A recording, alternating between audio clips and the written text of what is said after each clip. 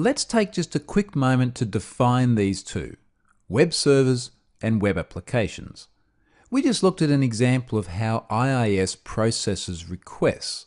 And when we have a look at the diagram here, which is one of Microsoft's around how ASP.NET applications fit into the broader ecosystem of a web server, we can see that IIS sits down there on the actual operating system. It runs as part of Windows. Everything above there, the core CLR, the libraries, and then of course ASP.NET, NuGet packages and the application, all sit up there on top of the web server itself.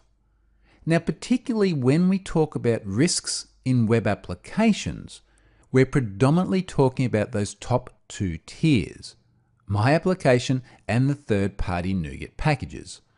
Now, the reason these are significant in terms of when we talk about hacking a web app is the tier that is My Application is built by developers building individual apps.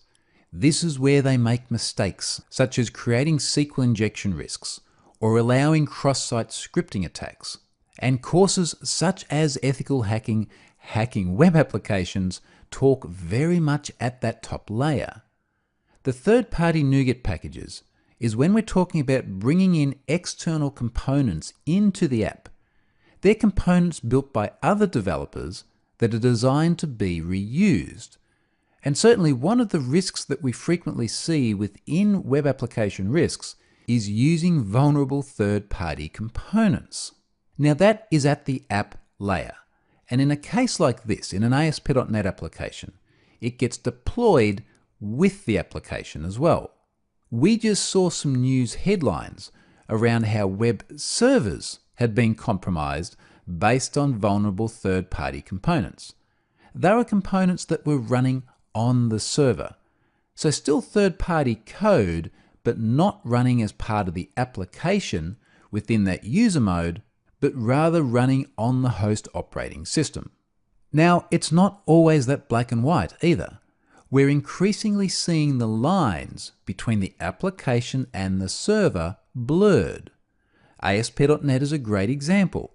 There is a lot that you can now configure in the web.config file of the app, so this is where most of the site configuration is done, that traditionally you could only configure on the actual server itself.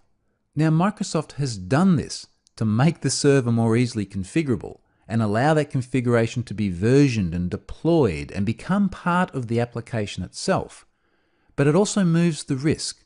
It moves the risk into the hands of the developers as opposed to being in the hands of the system administrator.